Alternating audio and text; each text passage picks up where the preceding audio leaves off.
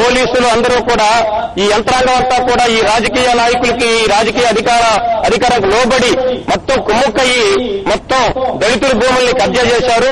స్వయంగా ఆయన ఉండే ఇల్లు కూడా 72/3 సర్వే నంబర్లో ఉండేటువంటి ఇల్లు కూడా మరి కృపావరం సంబంధించినటువంటి వాళ్ళ భూములన్నీ కబ్జా చేశారు. వీటన్నిటిపైన సమగ్ర న్యాయ విచారణ జరిపించాలని చెప్పని దీనికోసం ఒక సిట్టింగ్ హైకోర్టు జడ్జి చేత విచారణ తీసుకోవాలని చెప్పిన ఒక డిమాండ్ పెట్టాలనుకున్నాం. అదేవిధంగా ఇక్కడ ఎరుకుల వాళ్ళని దొంగలని చెప్తున్నాడు. నిజానికి అసలు చెప్పే అర్హత ఈ యామంచ సోదరులు లేదండి. వాళ్ళ నేర చరిత్ర పరిశీలిస్తే ఇప్పుడు మా పద్మారావుని చెప్పుకుంటారు. మొత్తం ఎప్పటి నుంచో వాళ్ళ నేర చరిత్ర మొత్తం కూడా ఇక్కడ తెలియని వాళ్ళు లేరు. ప్రతి పుట్ట, ప్రతి గుట్ట, ప్రతి చెట్టు, ప్రతి ఇంటిలో ఇవాళ అందరూ మహిళలతో సహా వచ్చి ఇవాళ ఏడుస్తూ ఇక్కడ మీడియా ముందు వాళ్ళు చేసేటువంటి అరాచకాల పైన ఇక్కడ పెద్ద ఎత్తున వాళ్ళ నిరసన తెలియజేస్తున్నటువంటి పరిస్థితి. కాబట్టి మొత్తం ఆమంచ సోదరులు చీరాలను ఒక చీకటి సామ్రాజ్యాన్ని ఒక మాఫియా గ్యాంగ్ లాగా వాళ్ళు ఏర్పడి వాళ్ళు చేసే అరాచకాలను ప్రశ్నించినందుకు మరి మీడియా మాఫియా అని చెప్పినటువంటి ఒక దుర్మార్గమైనటువంటి ఆరోపణలు చేస్తున్నాడు. మరి వాటన్నిటినీ తిప్పికొట్టేందుకు ఇక్కడ ఉన్నటువంటి ఉద్యమ శక్తులన్నీ కూడా ఏకమైనాయి. మా బహుజన కెరటాలు టీం మొత్తం కూడా ఇప్పటికే మా ఎరుకుల సంఘం మోహన్ కుమార్ ధర్మ మా బహుజన కెరటాలు రాష్ట్ర కోకలినర్ ఉన్నాడు. ఆయన కూడా మొత్తం ధర్మ పోరాటం చేస్తున్నాడు. అందరూ కలిసి ఈ అరాచకానికి ఫుల్ స్టాప్ పెట్టాలంటే మరి హైకోర్టు సిట్టింగ్ జడ్జి చేత న్యాయ విచారణ జరిపించాలి. మరి వీళ్ళపైన మావోయిస్టు చేసే కేసులు వీళ్ళ ప్రశ్నించే వారిపైన మావోయిస్టుతో కేసులు పెట్టించారు మావోయిస్టులు చెప్పని ఇది దుర్మార్గమైనటువంటి విషయము. మరి ఎమ్మెల్యే పైన పెట్టిన ఎస్సీ ఎస్టీ అత్యాచార నిరోధక చట్టం పైన విచారణాధికారిగా ఎవరైతే ఈ నాయకులను దళిత నాయకులను ఇబ్బంది పాలు చేశారో అదే ఏఎస్పీ గారిని నియమించడం అనేది చాలా దుర్మార్గమైనటువంటి విషయము. ఇక్కడ అంటే దొంగ చేతికి తాళం ఇచ్చినట్లుగా ఎవరైతే ఇక్కడ నాయకులను ఇబ్బంది పెడుతున్నారో ఎవరైతే ఇక్కడ రాజకీయ ఆమంచ సోదరులకి కొమ్ము కాస్తున్నారో వాళ్ళనే మళ్ళీ విచారణాధికారులుగా నియమించడం అనేది చాలా మోసపూరితమైనటువంటి విషయము. ఇక్కడ ఆమంచ సోదరులు చేసేటువంటి అరాచకాలకి ముఖ్యమంత్రి అండదండలున్నాయని చెప్పనేది ఒక ప్రధానమైనటువంటి అంశంగా వచ్చింది. ఇప్పటికైనా ముఖ్యమంత్రి ఈ విషయంపై స్పందించి ఇక్కడ అణగారిన కులాల ప్రజలకి ఒక ఆత్మస్థైర్యం కల్పిస్తారో లేకపోతే ఈ అరాచక ముఠా కొమ్ము కాస్తారో తేల్చుకోవాల్సినటువంటి సమయం ఆసన్నమైంది. ప్రకాశం జిల్లా దళిత ఉద్యమాలకు పుట్టినిల్లు కాబట్టి మేము మా ఆత్మగౌరవ పోరాటంగా దళితుల భూములు మొత్తం కూడా కబ్జా చేసేటువంటి ఆ భూములు మొత్తం స్వాధీనం చేసి దళితులకు పంచాలనేటువంటి డిమాండ్ పెడుతున్నాం. ఎస్సీ ఎస్టీ అత్యాచార నిరోధక చట్టాన్ని ఎమ్మెల్యేపై పెట్టి వెంటనే అరెస్టు చేసేంత వరకు కూడా మా ఉద్యమాన్ని కొనసాగిస్తామని చెప్పని మేము తీర్మానం చేసుకున్నాం. ఇక్కడ కొమ్ము కాసేటువంటి రెవెన్యూ పోలీస్ అధికారులు కూడా వెంటనే సస్పెండ్ చేయాలని చెప్పని మేము డిమాండ్ చేస్తున్నాం. ప్రధానమైన విషయం ఏంటంటే ఎమ్మెల్యేకి ముఖ్యమంత్రి అందందనే ఒకే ఒక భరోసా అతను. నేను ఒక ప్రశ్న అడిగాను. ఇన్ని అరాచకాలు చేశారంటున్నారు, ఇన్ని అక్రమాలు చేశారంటున్నారు, పైగా 30 సంవత్సరాలుగా ఈ కుటుంబం ఇదే పని చేస్తూ ఉందని అంటున్నారు కదా, ఎమ్మెల్యే ఎలా అయ్యారు? ఎమ్మెల్యే అంటే లేదండి, వాళ్ళ డబ్బులు పంచి మందు వెళ్తే ఎమ్మెల్యే. ఇవాళ అది కాదండి, మా వాళ్ళకి చైతన్యం, రాజకీయ చైతన్యం లేదండి. ఇవాళ అక్కడ గెలవాల్సింది మేము. కానీ రాజకీయ చైతన్యం 3 రోజులు రాజకీయం చేసేశారు.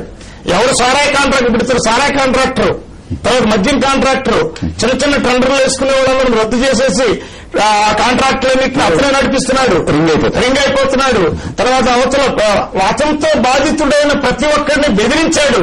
అతను పెట్టిన కేసులకు ప్రత్యేకంగా లాయర్లను పెట్టుకుని ఆ కేసులతో బాధిస్తున్నాడు. అతని కేసులు కోర్టుకు ఆర్డర్ కాకుండా ఛాలెంజ్ చేస్తున్నాడు. ఒక నేర చరిత్ర గ్రూప్ గా ఉన్నటువంటి ఇతను రౌడీలను దించి అక్కడ మొత్తం బూతుల మీద ఆక్యుపై చేస్తే పెద్ద పెద్ద రౌడీలు అండగా ఉన్న పార్టీలే ఏమో వీడు ఇంకా పెద్ద రౌడీ వచ్చాడు అని భయపడ్డారండి. ఇప్పుడు ప్రజా ఉద్యమం కరపత్రాలు పెంచే ఉద్యమం అది. ఒక సామాజిక ఉద్యమంలో నడిచే రాజకీయ ఉద్యమాలు వేరు. అప్పుడు రౌడీజం చేయరు. కాబట్టి ప్రభాకర్ గారు మీరు అన్నారు ఎమ్మెల్యేలు ఎలా ఎన్నికేయడం, జడ్పీటీసీ ఉన్నారు,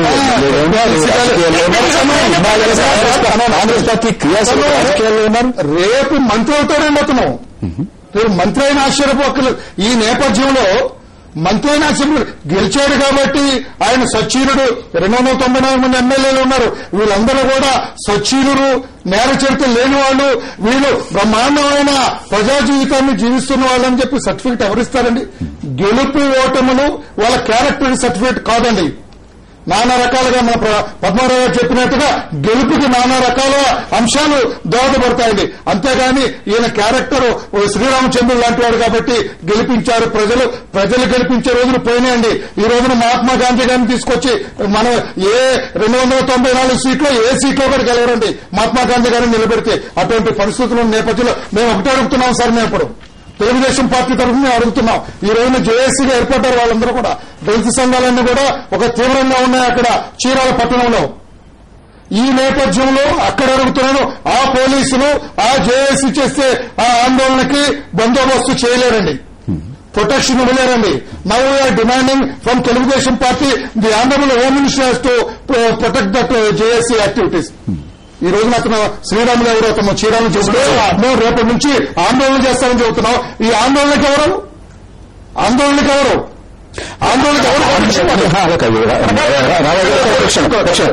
రామయ్య గారు అంటే ఆందోళన చేద్దాం శ్రీరాములు లాంటి వారు లేకపోతే పద్మరావు గారు లేకపోతే మాట్లాడికి అంటే ఆందోళన చేసేటటువంటి వారికి కూడా రక్షణ ఉండదేమో అనేటువంటి భయం మీకు? రక్షణ లేదు. ఈ నేపథ్యం చూస్తుంటే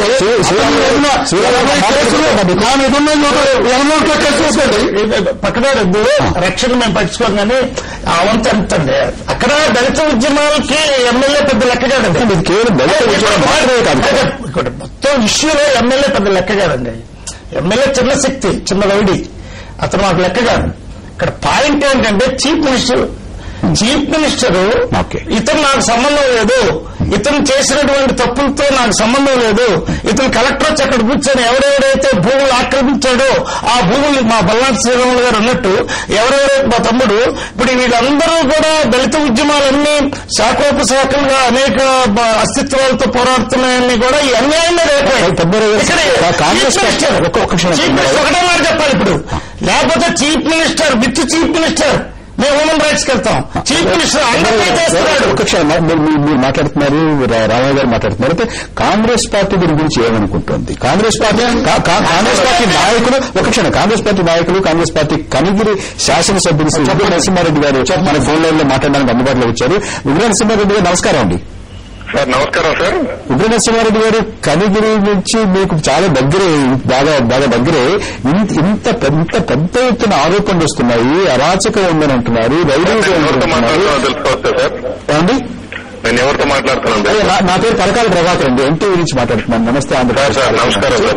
నమస్కారం. మన స్టూడియోలో నాతో పాటుగా తెలుగుదేశం పార్టీ ప్రధాన కార్యదర్శి వర్ల రామయ్య గారు ఉన్నారు. ఆంధ్రప్రదేశ్ దళిత మహాసభ ప్రధాన కార్యదర్శి డాక్టర్ కత్తి పద్మారావు గారు. మరి ఇప్పటివరకు మేము ఆమంచి కృష్ణమోహన్ గారి మీద వస్తున్నటువంటి ఆరోపణల గురించి మాట్లాడుకుంటున్నాము. ఉగ్ర నరసింహారెడ్డి గారు, ఏంటి అసలు ఏం జరుగుతోంది సార్? అంటే ఇప్పుడు ఇది వాస్తవంగా ఇది ఒక ఏదో కుట్రపూరితంగా జరుగుతున్న కార్యక్రమంగా కనిపిస్తా ఉంది సార్. ఎవరు కుట్ర అవుతుంది ఉగ్ర నరసింహారెడ్డి గారు? ఇంతమంది చేయాలి నుంచి చాలా మందితో ప్రత్యక్ష ప్రసారం ద్వారా మాట్లాడుతున్నారు. అక్కడ ఉన్నటువంటి దళితులతో మాట్లాడే, అక్కడ ఉన్నటువంటి వెనుకబడిన వర్గాల వారితో మాట్లాడే, అక్కడ ఉన్నటువంటి మహిళలతో మాట్లాడే వాళ్ళందరూ చెప్తున్నారు మాటలు. చిన్న సబ్మిషన్ సార్, అంటే ఐఎమ్ నాట్ ఇంటరప్టింగ్, చిన్న సబ్మిషన్. ఈ రోజు అన్ని ఛానల్స్ ఒకే కార్యక్రమం లైవ్ చూపిస్తా ఉన్నారు.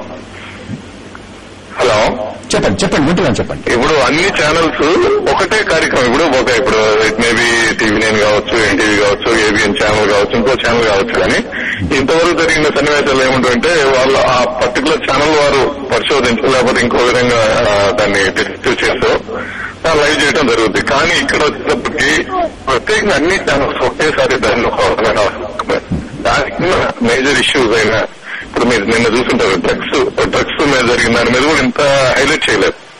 కానీ ఇది ఒక ఎమ్మెల్యే చేశారు అనేదాన్ని ఆయన వివరణ కోరలేదు. ఆ వివరణ కోరకుండా చేస్తూ ఉన్నారు. దాంట్లో వాళ్ళ తమ్ముడు చేస్తున్నారని చెప్పి చూపిస్తూ ఉన్నారు. దానికి ఎమ్మెల్యేకి ఎటువంటి సంబంధం ఉందో లేదో కూడా తెలియకుండా దాన్ని ప్రత్యేకంగా ఒక ఎమ్మెల్యే చేశారు. అదేవిధంగా క్లిప్పింగ్స్ మేము నిన్న చూసాం. రౌడీ ఎమ్మెల్యేలు లేకపోతే ముఖ్యమంత్రి గారు ఇదని చెప్పేసి అది చెప్పడం అనేది చాలా బాధాకరం. ఎందుకంటే మీరు మీ ద్వారా మేము ఎడ్యుకేట్ కావాలి కానీ దాన్ని ఇంకా డ్యామేజ్ అయ్యే విధంగా పబ్లిష్ చేస్తున్నారు అనేది మా చిన్న రిక్వెస్ట్. అందుకే నరసింహారెడ్డి గారు మీతో మాట్లాడడానికి కారణం కూడా ఎందుకంటే మీరు దీని గురించి ఏమనుకుంటున్నారు, మీ వర్షన్ ఏంటి అనేది కొనుక్కు తెలియాలి. ఒక క్షణం, మీరు కృష్ణమోహన్ గారితో మాట్లాడించలేదు మాత్రం అనుకోకండి. ఉదయం ఇక్కడికి వచ్చి మాట్లాడారు, ఇక్కడ మాట్లాడారు కూడా. నేను చూడలేదు సార్. మార్నింగ్ సెషన్స్ ఉన్నాయి, మధ్యాహ్నం మాట్లాడారు. వారు చెప్పాల్సింది వారు చెప్తున్నారు. అయితే అక్కడ స్థానికంగా ఉన్నటువంటి ప్రజలు ప్రత్యక్షంగా ఇందాక మాట్లాడారు, చాలాసేపు మాట్లాడతారు. ఇప్పుడు మేము ఈ కార్యక్రమం మొదలుపెట్టిన దగ్గర నుంచి కూడా చాలా మందితో మాట్లాడాం, మహిళలతో మాట్లాడాం, దళితులతో మాట్లాడాం, వెనుకబడిన వర్గాల వారితో మాట్లాడాం, అందరితో మాట్లాడాం. అందరూ కూడా ఒకే మాటలు చెప్తున్నారు. అయితే దీనికి కాంగ్రెస్ పార్టీ నుంచి ఏ రకమైన స్పందన లేదు. ఇది ముఖ్యమంత్రి గారి పాత నియోజకవర్గం, ఆయన దగ్గర నుంచి స్పందన లేదు. ఎమ్మెల్యే కృష్ణమోహన్ గారు వారి సోదరులు అక్కడ పదే మాకు ముఖ్యమంత్రి అండ ఉంది, ప్రభుత్వం అండ ఉంది, పార్టీ అండ ఉంది అని పదే చెప్తున్నారు. ప్రభుత్వ యంత్రాంగం అండ ప్రకాశం జిల్లాలో ఉన్నటువంటి ఏ కాంగ్రెస్ ఎమ్మెల్యేనైనా ఇది తప్పని చెప్పనండి. ప్రకాశం జిల్లాలో ఉన్న ఏ పార్టీ కాంగ్రెస్ ఎమ్మెల్యే ఇంకే తప్పని చెప్పండి. ఆయన వాంపిక్కుదారులు భూముల్ని రైతులను ఇబ్బంది పెట్టి ఇవ్వలేదని చెప్పమనండి. ఆయన ఇసుకునే హైదరాబాద్కి అక్రమంగా తోలేదని చెప్పమనండి. ఆయన సారాయి కాంట్రాక్టర్ కాదని చెప్పమనండి. 1800 ఎకరాల భూమిని ఎస్సీలు బీసీలు అసైన్డ్ భూములను ఆక్రమించలేదని చెప్పమనండి. ఈ రోజు కలెక్టర్ని పంపించి అక్కడ ఏ దళితుడైతే భూమిని ఆక్రమించాడో ఆ భూమి పట్టాలు ఇస్తే భూమి మొత్తం పుస్తకాలు అతనింట్లో ఉన్నాయండి. వాళ్ళ అసైన్మెంట్స్ మొత్తం పుస్తకాలన్నీ ఇద్దరు తగాదులు పెట్టేసి 2 గ్రూపులు చేసి తగాదులు పెట్టింది. కంగుటూరు ప్రకాశం పంతులు గారు ఇచ్చినటువంటి భూమి, ఆనాడు ఇచ్చినటువంటి భూమి దగ్గర 140 మంది రైతులు, దళిత రైతులు భూమి మొత్తం కాగితాలు తీసుకెళ్లి ఆయన సొంత పొలం వేశాడండి.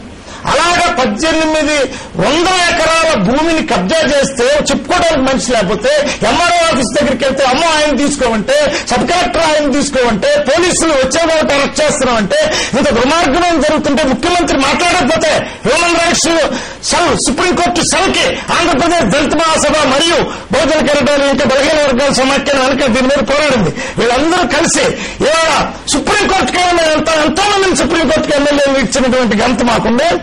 కృష్ణమోహన్ చిన్నశక్తి అండి. మీరేదో